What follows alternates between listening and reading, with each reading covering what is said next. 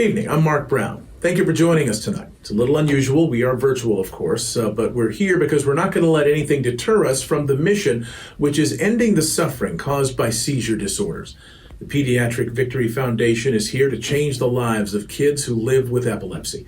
1 out of 26 people in the United States develops epilepsy at some point in their lifetime. 150,000 people are diagnosed with it every year. What can help bring about better outcomes? Frankly, your donations do that. Your donations pay for research that helps scientists better understand epilepsy so they can fight it. These are difficult times, we know, but we can't put this fight on hold, not when the need is so great and not when the science keeps making so many new strides every day. We invite you to enjoy our program tonight. We have a lot of special guests, including Andy Grammer, performing his new release, Don't Give Up on Me. Enjoy. Hey everyone, welcome to tonight. As you can see, my face is a little red from rushing around the house trying to get the internet back up, and I guess that's par for the course for 2020, where if something can go wrong, it does. But that just brings us right back to why we're doing this year, and felt it was important to make sure that we hosted this event, whether it was at the Lux Hotel in Santa Monica or where we are today, which is in our living room. I mean, we had a whole camera set up and everything going, but again, we had to punt and jump on our laptop and welcome everybody. So I want to say thank you to everyone for being here. Really appreciate it. We have some cool things tonight. We have, there's a chat function you can see on the right side of your screen that you can quickly log into, and you can talk to us via chat. We have a bunch of special guests that are some videos performed and a special musical performance tonight. So really want to thank you from the bottom of my heart, and I'm going to throw it to Monique to talk a little bit more about the charity. Thank you so much. Yeah, it's been a little bit of a crazy, thank you for being so patient with us. This is our first time doing this, and of course, 2020 just kind of made this upside down. Why not, right? I just want to talk a little bit about, today and, what we're doing and what our goal is. And our goal is to really support these doctors that we see tirelessly and endlessly work with these kids, trying to help them better their life. As you know, firsthand, the pandemic brought scientists, researchers, and doctors together like never before. They were able to develop and deliver a vaccine just in 9 months.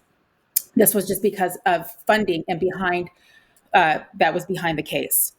Can you imagine if we had some funding for epilepsy and neurodevelopmental disorders? What could be accomplished? These kids need our help. They did not ask for this disorder. They just wanted a childhood.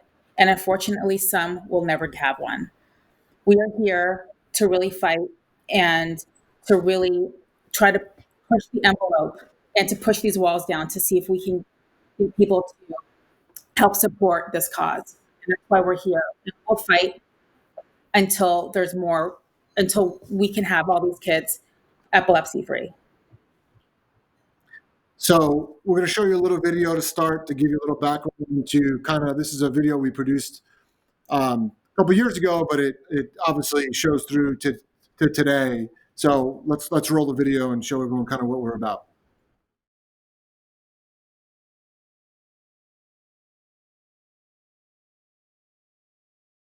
So I'm Raman Sankar.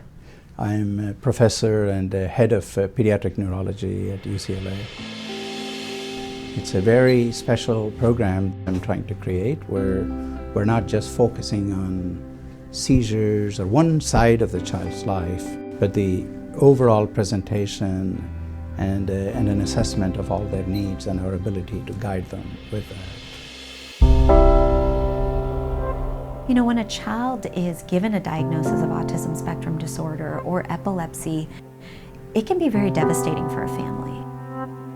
What does that mean? What does that mean long term, 5 years from now, 10 years from now?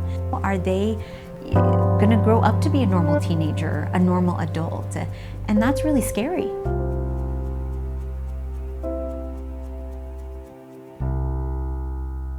I'm Rajita Bhatt. I am a pediatric neurologist here at UCLA, and I primarily focus on neurodevelopmental disorders and behavioral neurology. Can you take your finger like this for me and touch your nose? Rajita was specifically chosen to integrate a number of behavioral traits, neurobehavioral and neurocognitive traits, that many of which come under autism spectrum disorders, but not entirely. It's right here like a noodle. Along with the interaction with epilepsy. So, neurodevelopmental disorders encompass a few different diagnoses. Autism spectrum disorder, epilepsy, intellectual disability, attention deficit hyperactivity disorder, and global developmental delay. One big aspect about these disorders is that there's a lot of overlap within them. Not only do these disorders overlap, but each child is very different. Their symptoms may manifest in a very different way compared to another child. And there are going to be a lot of questions of what does this mean? What do we look for?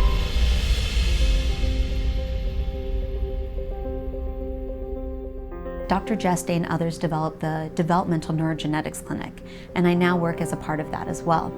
And in that clinic, the idea is that there's a neurologist, myself being one of them, a geneticist, Dr. Julie Martinez, and a psychiatrist as well, Dr. Sunil Mehta.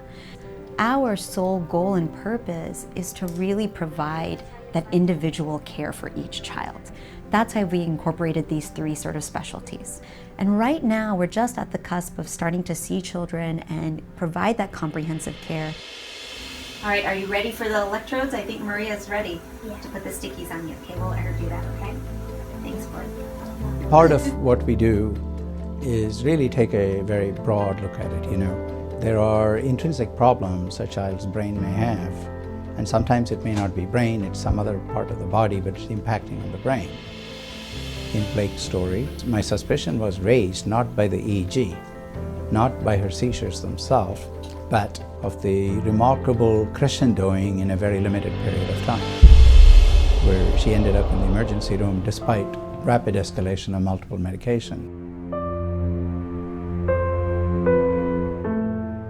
And that's when you have to say, this doesn't make sense. There has to be something else. And then we brought her in, obtained her spinal fluid, and found a relatively rare type of autoimmune disorder.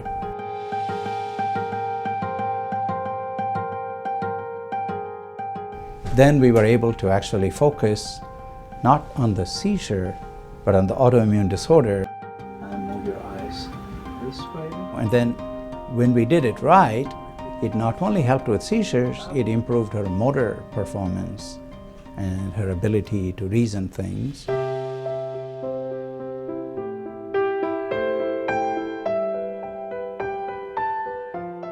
So epilepsy is really a large collection of disorders that share seizures as a common trait. Likewise, autism, we now have 200-300 genes, but we also have a lot of patients who don't have anything wrong with any of those genes.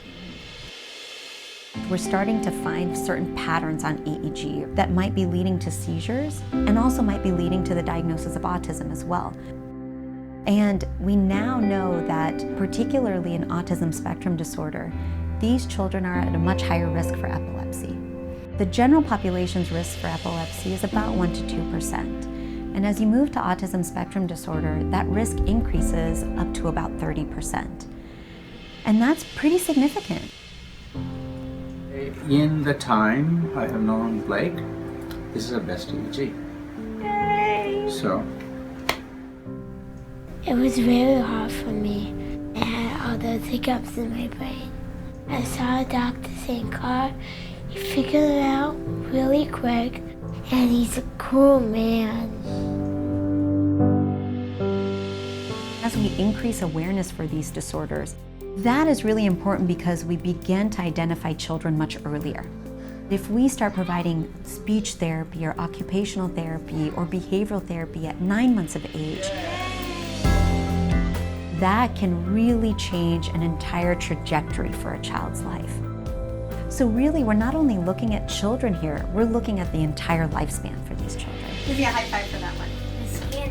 You know, seeing patients is what we love to do. But it's from seeing those patients and learning from those patients that we're able to develop possible research mechanisms to be able to better understand these disorders, better understand these children, and really provide targeted therapy for each of these children. Because As I said, ultimately what's most important is helping them through a lifetime, not just in this moment, not just giving them the diagnosis, but how can we cure autism spectrum disorder? How can we cure epilepsy syndromes? How can we help some of these genetic diagnoses and really individually identify them and think about what they might need specifically? For people who want to join us in this great adventure, it's a very simple thing. What we're trying to do takes a lot of time, a lot of focus, a lot of attention. It's this funding, it's this help, it's these resources that allow us to do that.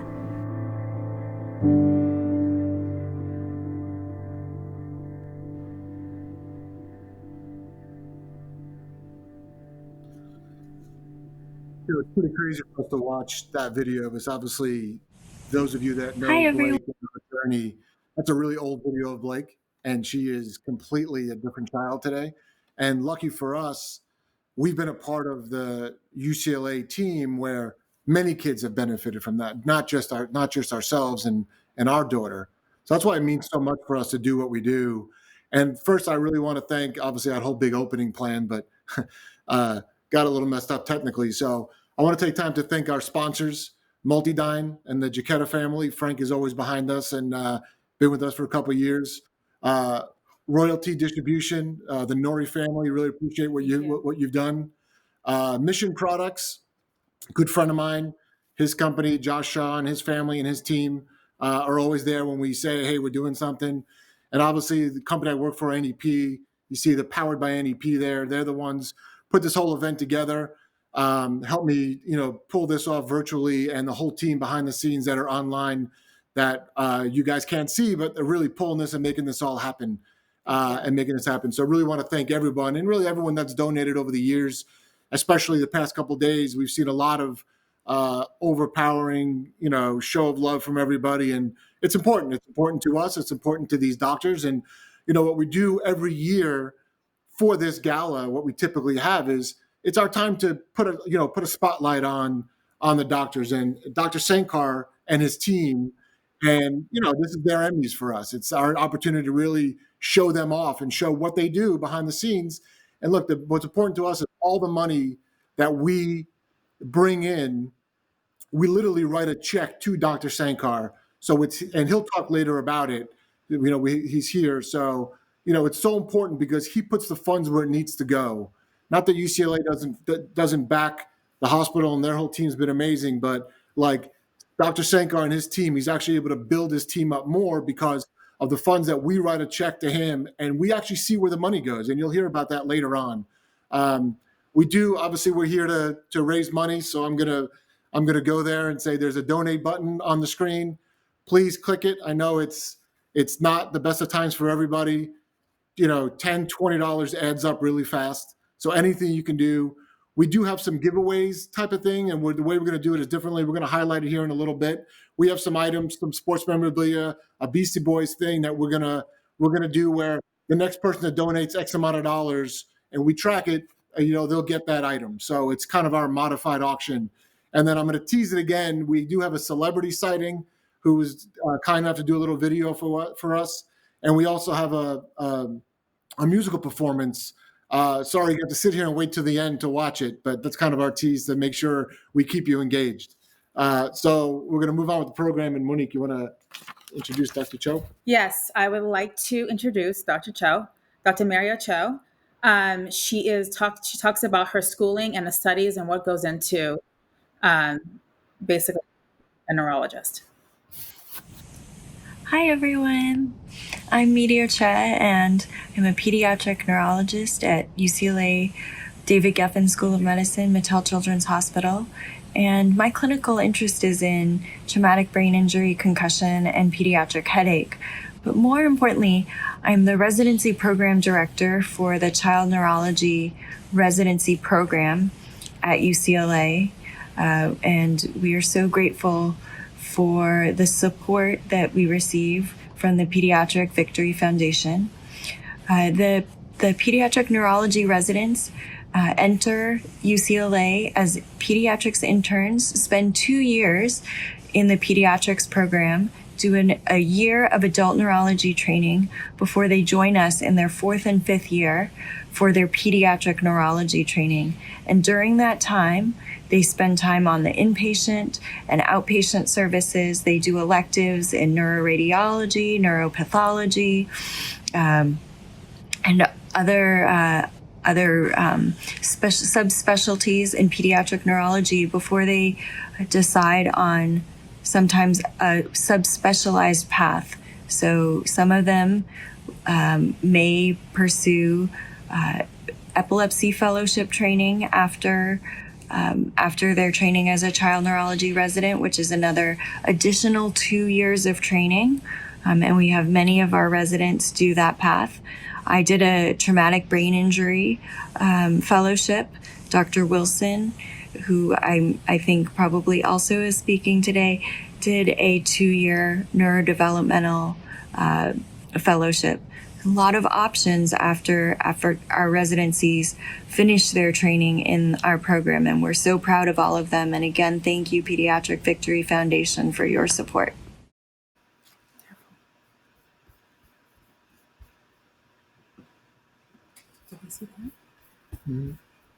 Hey, everyone. So that was great. Again, we're trying to show off all the doctors here. So we have a bunch of videos we're going to show you, but right now we're going to talk about some of the auction items that we have. And I think we have some cool graphics that are going to fly across the screen. There you go. There's Carly Lloyd signed soccer ball. Patrick Peterson signed NFL football. For all you Ahmad Rashad fans, Oregon signed helmet. Marcus Allen, who got an NFL football and his USC helmet, and then another signed NFL ball they signed for NFL. And then my East Coast people, Jorge Posada signed jersey. And for all those Penny Hardaway fans, we got a size 17 shoe. And the highlight of the night, the Beastie Boys, Abbey Road. This is like right after they signed their first contract poster. So, I think we'll start off right now and we'll do the Carly Lloyd soccer ball. And I'll just say the next person to donate $100 gets that ball. So we'll track it and we'll start giving those things away. Again, the musical performance is a little bit later. So it's going to be, a special song by someone who's close to us and who knows Blake and her journey and performed it for her and for everyone, for the charity. And he's a big supporter. So there you go, his little tease. I said he, not she. So we have a bunch of videos that some of the doctors that are part of Dr. Sankar's team did some little home videos, whether thanking people or just talking about what the charity does for them. So we're gonna go to those videos right now. Hello, my name is Raj Raman. I'm a pediatric epileptologist and assistant professor here at UCLA. Through the Pediatric Victory Foundation and through donors like you, I was able to earn a Master of Science in Clinical Research.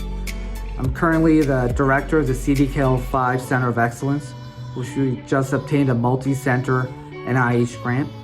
I'm also the co-director of the Tuberous Sclerosis Center of Excellence at UCLA, which is a severe epilepsy which affects children across the world. Through donors like you, we will be able to continue our research and help families in need. Thank you so much. Hello, I'm Joyce Matsumoto. I'm one of the pediatric epilepsy specialists at UCLA, and I help manage the ketogenic diet therapy program. Thank you to the Pediatric Victory Foundation, the Rosenthals, and to everyone who's listening for all of your support during these tough times. Happy holidays to everyone, and here's hoping for a safer and healthier 2021. I'm Dr. Arya Falla. I'm a pediatric neurosurgeon here at UCLA, and I work very closely with the neurology team, taking care of children who have failed seizure medications, continue to have seizures, and require surgery for their treatment. Hi everyone, my name is Leica Rao, and I am a pediatric epileptologist at UCLA. I finished my training in 2013, and I've stayed on as faculty, and I am the director of the Pediatric Epilepsy Fellowship Program. Thank you. Hello, my name is Dr. Jason Lerner. I'm a pediatric neurologist and epileptologist at the UCLA Mattel Children's Hospital. and I'm also the director of the Adolescent Epilepsy Center at UCLA. Just like to take a quick second and thank Monique and the Pediatric Victory Foundation for everything that they have done for our division and everything they continue to do. Thank you.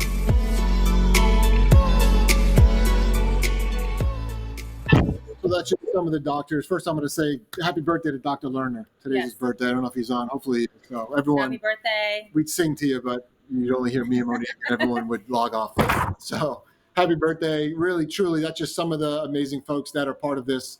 And again, I'll keep stressing how much funding they do need. So again, please donate, give what you can, and it's all appreciated. We do have some live doctors here, so we're going to test our technical skills here and see if we can introduce. We got Dr. Rao, who you just heard talk, who's under me. You got Dr. Raj to her right, and the man of the hour, Dr. Sankar, top right there. And his wife Una. Oh, his wife's back there. Hi. So hi, everybody. Hi. So we're going to hear.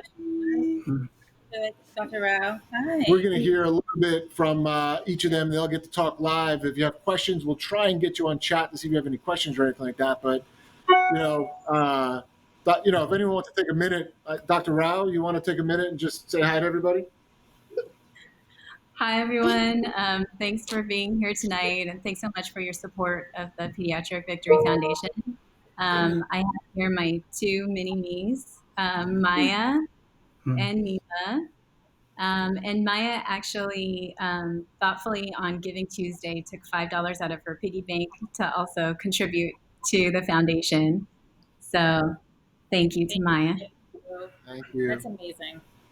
That's so great. Dr. Raj, you want to give a quick hello? Yeah, of course. Hi, I'm Raj. Pleasure to meet everyone. I am a peds epilepsy doctor, and I've been treating children with seizures since, or at least the last 8 years in Los Angeles. Originally from the East Coast, but I came out here to train with Dr. Sankar, and I've been here since. The Tuberous Sclerosis Center, and those are children who have seizures. About 1 out of 4,000 kids will have tuberous sclerosis, so it's a pretty frequent epilepsy that we see. And there's hundreds and thousands of children in Los Angeles. So we're very busy and we're continuing to do research.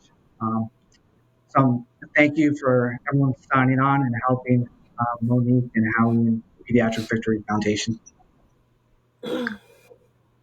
Dr. Sankar, you want to say hi?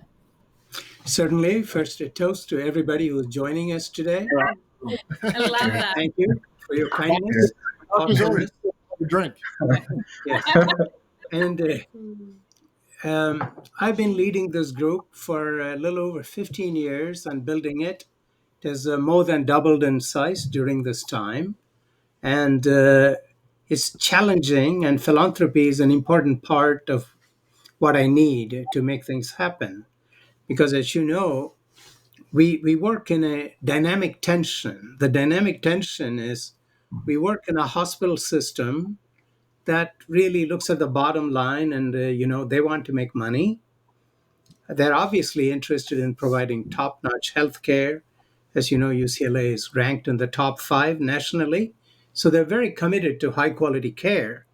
But they are also in the business of staying. I, on the other hand, I'm on the academic side, in addition to being on the hospital side.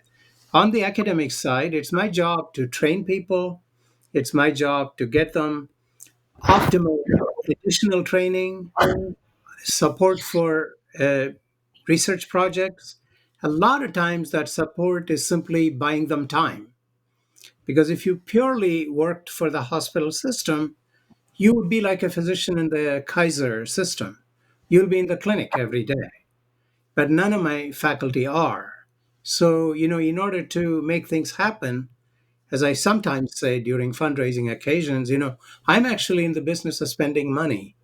I spent some of this money to get 3 of my faculty members to get their masters. It involves both time and tuition, but it is not the type of thing you would get from the hospital. And this is also why we were able to retain Rujuta and then say, train for an additional year and we'll find support. So this is sort of how things build. And this is how we're able to offer some of the unique things that we have. I think one of our new additions is, again, we're very proud to be named by the National Tuberous Sclerosis Alliance as one of the centers of excellence with the multidisciplinary approach. Dr. Lerner has done the same thing with his dedication to adolescent issues. It's a remarkable clinic because it's one place where you can see psychology, psychiatry, dietary, occupational, all of these in one place. So instead of saying what you need and let you go find them, we actually believe in providing them, but obviously this requires institutional support. So, if you say it's Dr. Lerner's clinic, they usually give you one room. To have all these people requires quite a bit of production, and we're grateful for the hospital systems to get us started, but we have to keep these things going. And our goal is not always, that every individual thing we do will make money. We try our best to make things work overall. But in our equation, support from our flock is one of the building blocks for what we do. So I am extremely grateful for all the support that comes from the Pediatric Victory Foundation and for all of you who have gathered here today to support us. I wish you all a very hearty holiday season. Despite the pandemic, I hope within your individual bubbles, you'll have a wonderful Hanukkah, Christmas, even Festivus for some of you. But I'm putting away my aluminum pole this year, thanks to the Supreme Court earlier today. Thank you. What's great is you made a reference to Seinfeld, which I do about 5 times a day, and I didn't have to do it on this call, which is great. So that's a perfect segue into where we have a great video. It's about the role about where the funds do go and how it supports. So we should roll that video on Dr. Bot Wilson. Foundation. My name is Rujitha Wilson, and I'm an assistant professor in pediatrics and psychiatry. I want to thank you from the bottom of my heart for your generosity and support, because it was with that support and the leadership of Dr. Sankar that I was able to complete a 2-year fellowship specifically designed to best take care of our kids with epilepsy and co-occurring difficulties in social communication, attention, symptoms of anxiety and depression, or what we often term neurodevelopmental disorders. With that fellowship, I was then able to secure grant funding so that I can best study and build interventions to treat our children with epilepsy and co-occurring neurodevelopmental disorders. So thank you for your time, for your generosity, and for all that you've done for our division. It's an honor and a privilege to take care of the families and children that we do at UCLA. And I do sincerely hope that we're all able to meet next year in person. Thank you. That's great. Thank you. That was a great video. We do have another session a little bit where we're going to bring the doctors back, where we're going to have a little roundtable discussion and ask some questions. And if you all see, my daughter Brooke is kind of peeking her head in there. She's a little shy. But, look, again, it's important. We're going to go to auction item number 2. We're going to go for the Marcus Allen football and signed helmet. So next person that donates, let's say $200, will be the proud owner of some Marcus Allen gear. Without further ado, we have another film here that was produced by the group.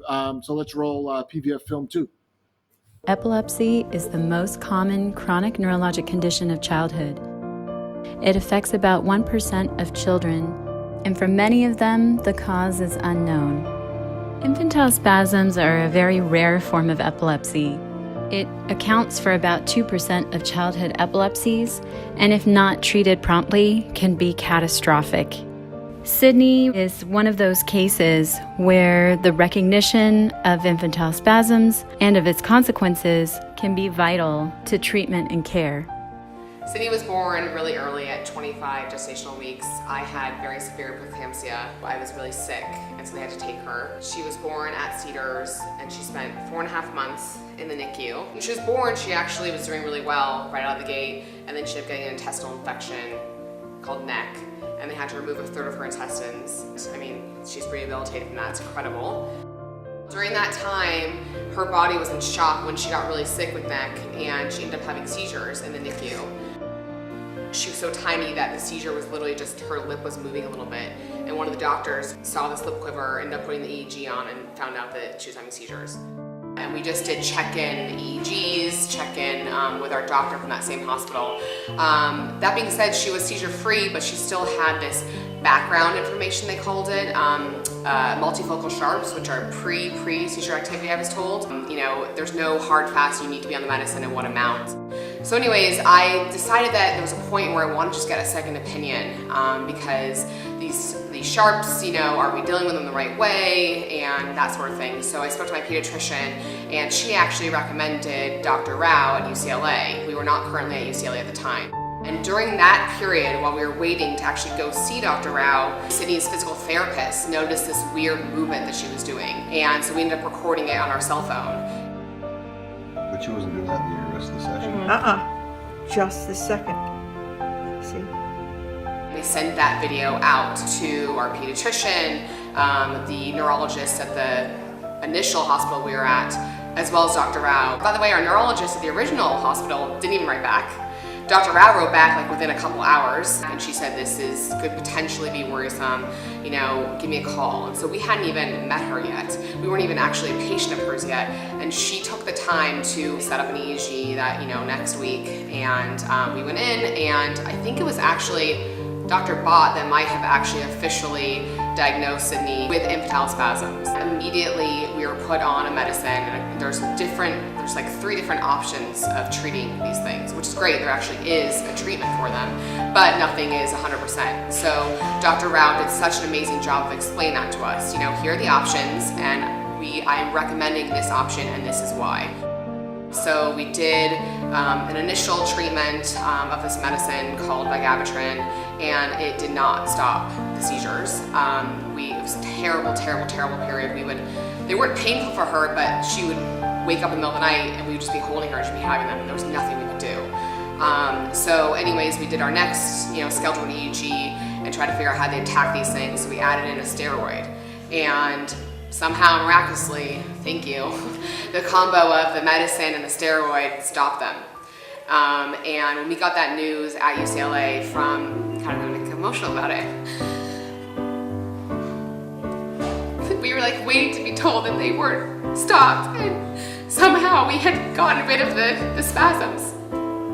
And I mean, we were elated. It was the most amazing news. We had been through so much and knew that Cindy had taken such a hit. But to learn that, we had actually managed to get rid of these things was such an incredible feat.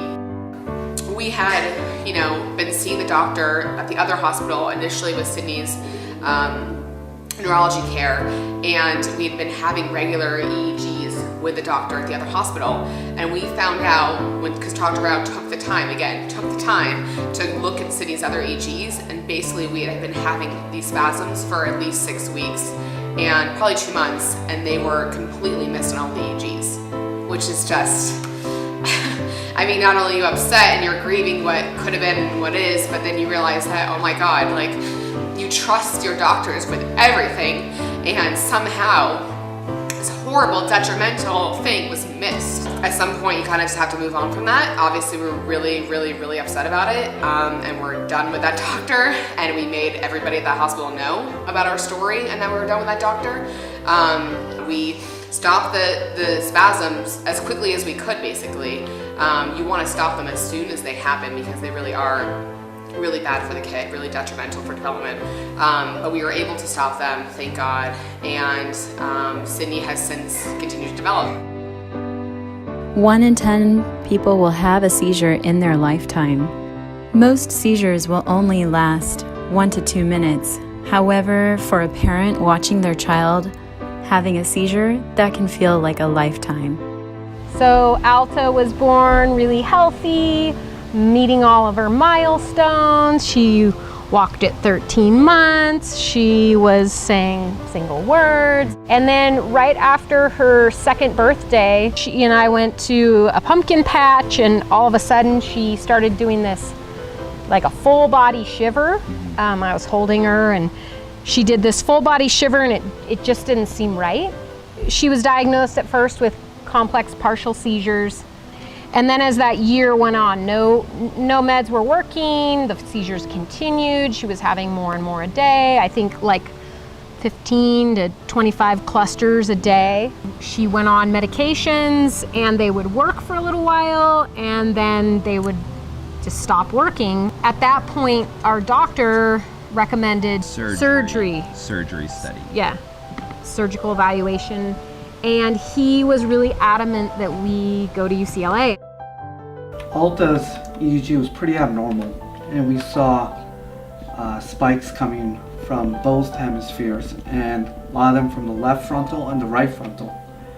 So we were trying to figure out exactly which hemisphere the seizures are coming from, and also which side we should operate on. So we did another type of test called grid mapping, where we laid a grid on her brain and were able to map not only where the seizures were coming from, but where language actually was in the brain. And this gave Dr. Fala a region that was not language or not motor related, that he was able to do a resection and preserve such functions as language and motor after surgery. So this is the MRI that was done after surgery to show the area that Dr. Fala cut out. So if you look here, the right hemisphere is the normal brain tissue. As we see here, the left frontal region where there's the black space, and that was the area where the seizures came from. So the left frontal area, which was abnormal, was causing the infantile spasms, was causing tonic seizures, and she would have daily seizures, which would affect her life. Affect her ability to go to school, it would affect her social life, and it, of course, was a dangerous seizure type. The goal of epilepsy surgery is not only to cure their seizures, but also to retain your personality, to make sure that you do well going forward. And Alta has benefited greatly from it. Our whole experience with UCLA has just been so much different than what we were used to. And that's what amazes me, is that even within this big team, they have such great communication. Everybody was on the same page, and I think really also thinking outside the box. But we just thank God that we found Dr. Rao and the whole team at UCLA, because it was them too that were looking at her EEGs. You know, her success story might look or appear different, than one might imagine a success story. To us, she is a success story. Like, she is a miracle. The fact that she's here, the fact that she can engage with us and is happy and loves life is all you can ask for. She goes swimming and she drives her car around and she loves people and she beats up her little brother. She pulls our hair and she does all the fun stuff that we want, and it makes her happy. We love that. We're so grateful for her. But it's true. If we had not been turned on to Dr. Rao and the doctors at UCLA, who knows where Cindy would be now. Yeah! 2, 3, go!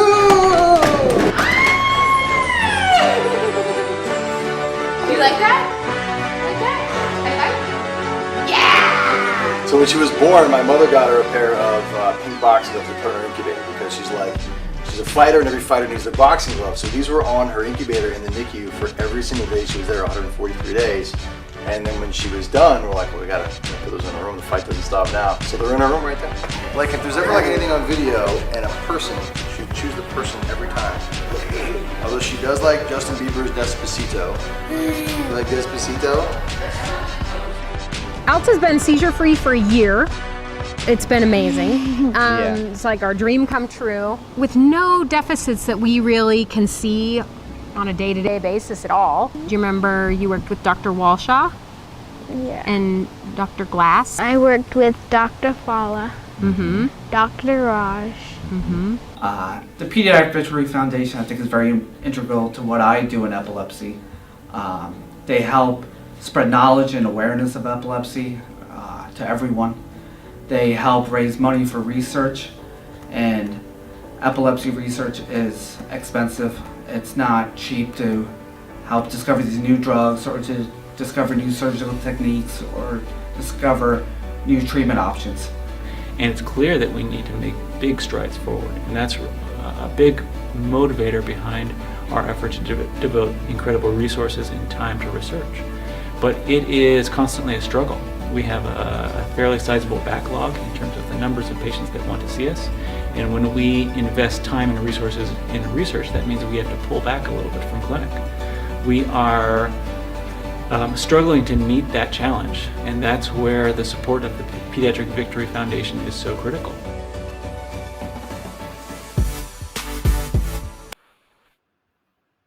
You know, it's amazing to watch these videos that we've done in the past. I mean, it's just so amazing to see that we're not the only ones that have been helped, right? That there's thousands of these stories out there just from this team of doctors alone. So really the fact that, you know, we've been a part of it, you know, we grew this idea that Monique had 5 years ago about how do we help them? They've done so much for us. How do we give back?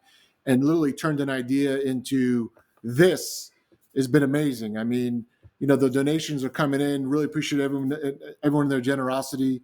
You know, we're going to go. We have another auction item. I think at this point we'll go to the Patrick Peterson football, and we have some mission products, some gaiters and some cooling towels that we can give away together. Thanks to Mission for that. So, you know, the next person to donate $250, I think we'll get that. And so appreciate everything. You know, we did have a buyout of all items, though. This, if everyone's following the chat, Jeff LaMarita was nice enough to donate $50 million. I think it'll be a little hard to collect that from him. I know him too well, but it was very generous of him to try. But hey, so again, we grew this out of, you know, just an idea, and now the reach that we've got and the participation is amazing. Like I said, later on, you know, in a little bit, we're going to have the musical performance, but we're going to roll. We have some more doctors saying thank you from their home videos. But to kick it off, we do have a celebrity who is supporting what we do. So if we can roll those videos. Hi, everyone, and thanks for being here at this virtual fundraiser. Epilepsy is the most common neurological disorder in the U.S. 150,000 people will be diagnosed with it next year, and as we know, the majority of those are kids. And due to changes in the NIH budget, research dollars are even harder to come by now. So we're incredibly grateful to everybody who is donating to help fund this important research. A lot of our families are affected by this, and it's important now more than ever to give, to try to improve the quality of life for all these wonderful children. Thank you. Happy holidays. I am Dr. Hiroki Nariai, a pediatric epileptologist at UCLA. I treat children with epilepsy, especially with a great focus on infantile spasms and epilepsy surgery evaluation. I also conduct research on patients with epilepsy. My research goal is to utilize objective computational EEG analysis to screen for epilepsy that does not respond to medication therapy. We would also like to establish accurate methods to determine what part of the brain is responsible for the generation of seizures to cure children with drug-resistant epilepsy. I am incredibly grateful for the Pediatric Victory Foundation's generous research support for our projects. Thank you very much for all your support. Hi, I'm Dr. Patricia Walshaw. I'm the neuropsychologist for the Pediatric Epilepsy team. I help out the team by looking at how kids' brains work, not with a scan or via EEG, but actually how they do on different kinds of tests, like memory tests, language tests, things like that, that allow us to look at how different parts of the brain are functioning and how that relates to epilepsy in the brain. I really enjoy working with the team, and I'm happy to be here. Hi everybody, my name is Sean Hussein and I'm a pediatric epilepsy specialist at UCLA. My focus is the treatment of infantile spasms, which is a severe form of epilepsy that strikes 200 children in the United States every month. A lot of those kids end up at UCLA. Although we're successful in curing 20% of these kids who can go on to have normal lives and do everything that we dream of for our children, the other 80% unfortunately face dire outcomes. They have tremendous risk of early death, autism, cognitive devastation, other forms of epilepsy. The unmet need is clear. What's also clear is what needs to be done, the sorts of experiments and studies that need to be conducted. Our track record for conducting successful clinical trials speaks for itself, but we need to do a lot more. We need to do it quickly, and we can't afford to wait. We are dependent on your support, and the efforts of the Pediatric Victory Foundation have been instrumental in our past efforts, and we can't thank them enough today, and we can't thank you enough today for your support. Thank you so much.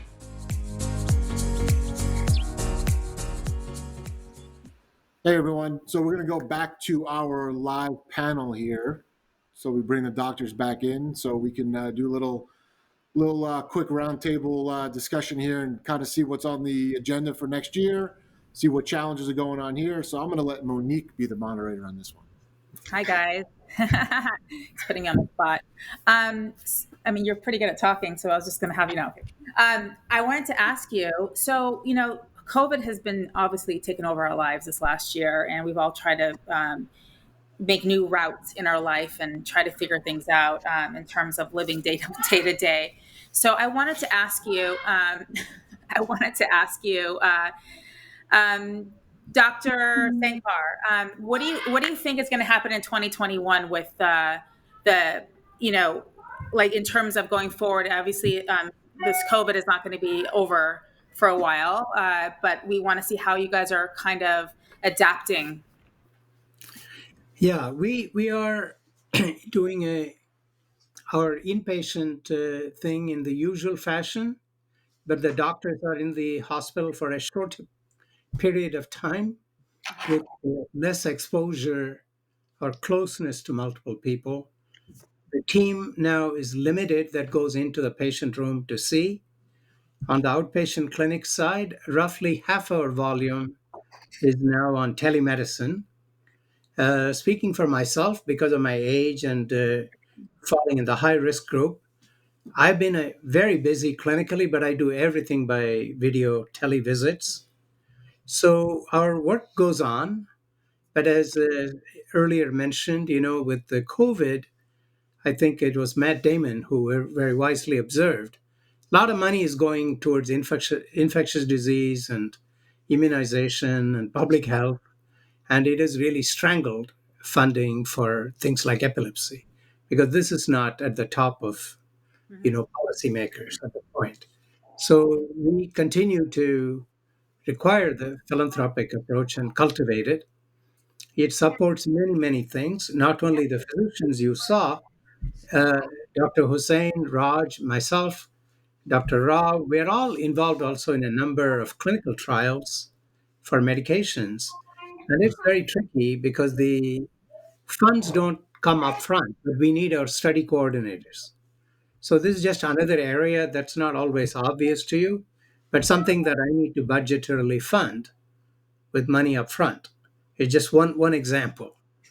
So I think we will continue to be very busy with clinical trials. I'm very optimistic looking at the coming year because I think the available vaccines are going to make a huge difference. And they may, we may not feel it till probably the second quarter, but I expect that we're going to have a much more competent team nationally coordinating. And so I'm really kind of looking at, we're going to have a rough holiday time, obviously, after all the travel and everything that happened and people's difficulty with discipline. But I still think we need to look past that and that we will be very busy doing good things. And I thank you all for being here and wish you a wonderful holiday. Thank you. Dr. Raj, you were a couple of years ago, one of our donations benefited. You furthered your education. How do you see this, so far? Listen, great news. We're doing great so far. So thank you to everybody. So obviously we're going to be able to give some more money this year. Like, how do you see that impacting your group and helping? Yeah, absolutely. The fundraising goes towards multiple areas, whether it buys time for the doctors to do the research and taking not as much time in the clinical space, but be able to budget your time for patients as well as research. building EEG machines and purchasing EEG machines and building an expansive EMU, being able to get patients to come locally to do research, and just even from basic science stuff like Sankar's lab and helping pay for PhDs and other people in the laboratory. I think the Pediatric Victory Foundation affects all parts of medicine. It's great. Dr. Rao, I believe you have your own questionnaire there, huh? Does your daughter still have a question? Maya, did you want to ask your question?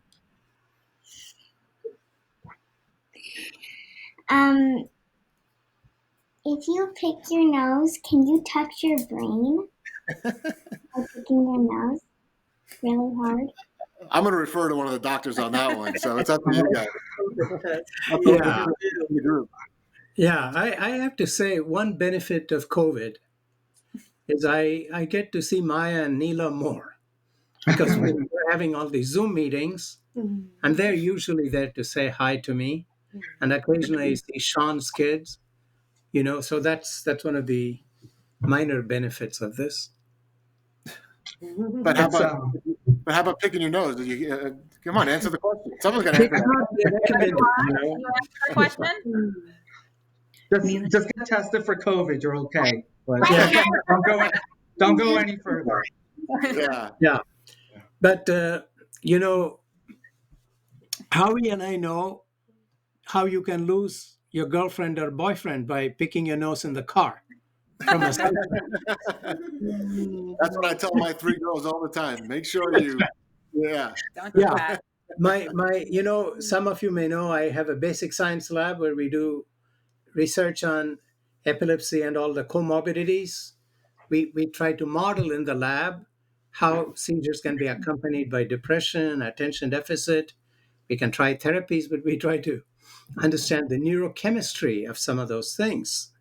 And that's really expensive work because we have postdoctoral fellows, we have laboratory needs, and again, philanthropy has become really, really important. But, in the same token, it's just not just the seizures, it's also all the things that accompany, and it's not just clinical research, it's also understanding the basics of what's going on behind in the brain research. That's part of what we do. Okay, I think Neela had a question as well. Go ahead, Neela. What happens when you lose your mind? What happens when you lose your mind?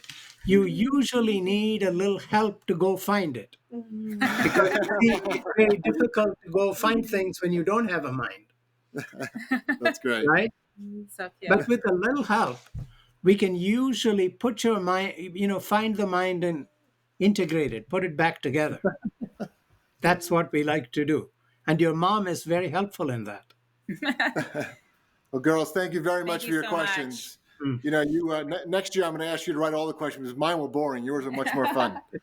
So we got one more auction item, the big one, the Beastie Boys poster, which is a limited edition.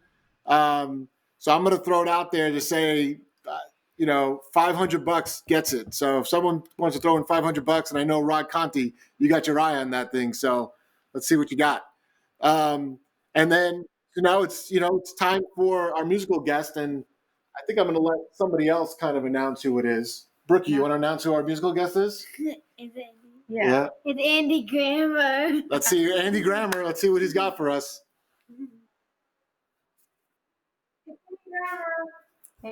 What's up? I'm Andy Grammer, and I am very, very honored to be here to sing a song for the Pediatric Victory Foundation. I married into the family of Blake, and I've watched her be so incredibly resilient and go time after time to the doctor and never give up. And if you're watching this, please donate to this incredible organization that helps people that need it. So I will dedicate this song to this foundation, but more importantly to Blake, who I am inspired by every day. She's incredible. It's called Don't Give Up on Me. Here we go. I love you, I will fight. I will fight for you. I always do until my heart is black and blue. And I will stay. I will stay with you.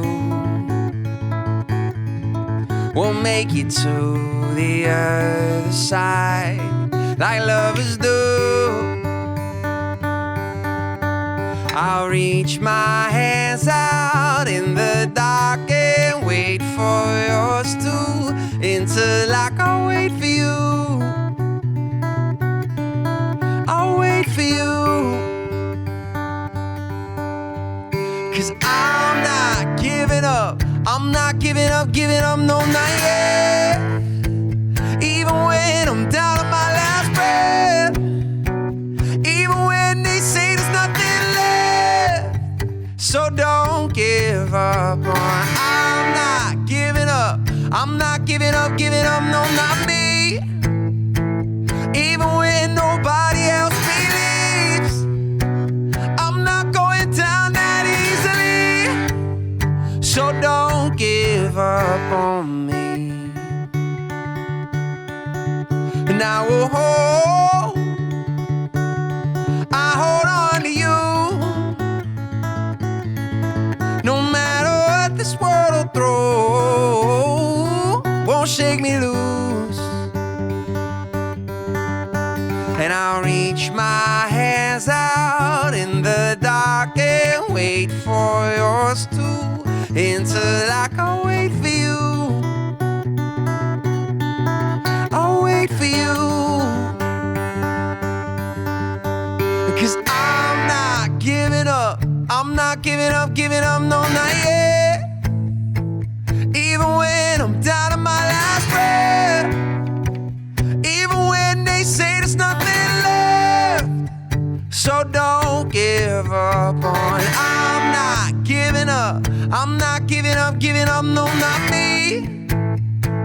Even when nobody else believes. I'm not going down that easily.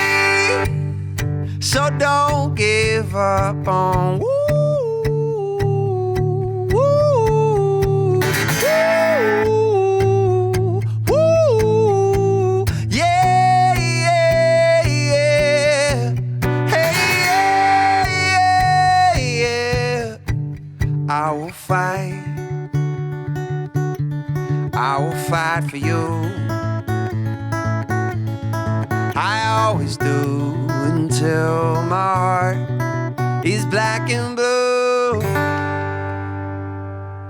Pediatric Victory Foundation, thank you for all you're doing for those who need it. It is really, really special. And thank you for letting me be a part of it. I love you all.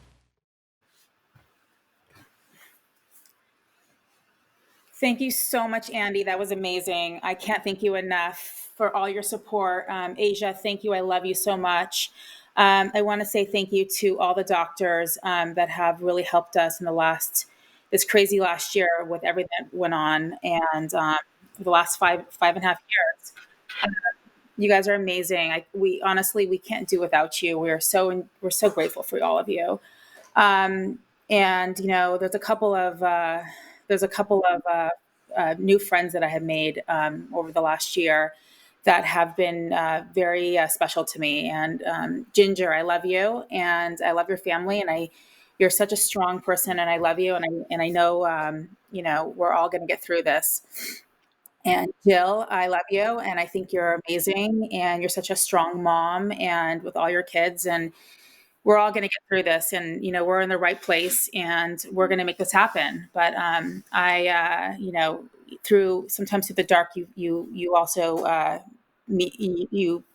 there's the light. And you know, we have our help, and Blake, and she's over there in the corner, and hi. And thank you so much for everything. And this is Drew, our newest addition, a little girl, she's a boy's name, and this is Brookie Cookie. And you know, we thank you so much for everything that you've done, and we're going to continue our efforts every year. So happy holidays. Thank you so much for everything. And So I'm going to show you, we brought our secret weapon here. If you haven't donated yet, how could you not? Look at this face. Look at this face. Come on, how could you not say hi? Say hi to everybody. hi. Say hi. You say hi. At least smile. Can you smile? Show your teeth. So really, thank you everyone for jumping on, Yeah. for sticking with us. We'll let everybody know on the giveaways. Really appreciate everyone participating, for bearing with us. This is going to be recorded and posted for a while, so feel free to share with anyone else that you think would appreciate the stories, that really want to be, that would want to be a part of this. Next year, hopefully, we're in person. We do an East Coast golf tournament also, thanks to my good friend Frank Giacchetta. I'm gonna keep shouting your name, Frank, and hopefully we can bring that back next year if COVID is under control. So really, once again, thank you everybody. Thank you. Appreciate it all. Stay in contact, stay safe, and we're going to let Mark Brown take us home. Well, like so many things this year, our program tonight is different, but the cause is the same one. And we want to thank our special guests, our organizer, Monique Rosenthal, and the amazing UCLA pediatric neurologists who dedicate their lives to helping kids. Tonight, you're helping them too, and for that, we thank you. On behalf of the Pediatric Victory Foundation, I'm Mark Brown. Good night.